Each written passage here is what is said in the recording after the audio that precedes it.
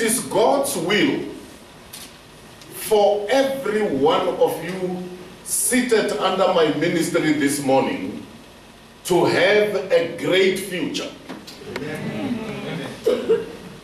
I will repeat. It is in God's perfect will for everyone present in this beautiful church to have a great future. Amen. To have a great future spiritually, to have a great future mentally, intellectually, professionally, materially, economically. It is God's will for you to have a great future in your talent and in your gift. Never, never settle for less when there is the best.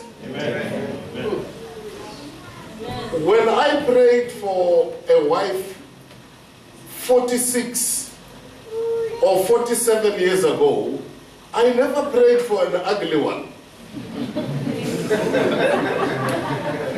Psalm 37 verse 4 tells us that if you delight in the Lord, He will give you the desires of your heart.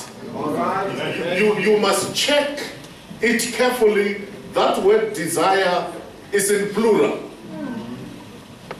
You should not be afraid to have many good dreams.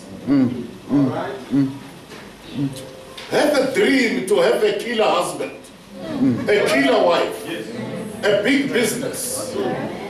Have a dream to be wealthy, because poverty is in the mind.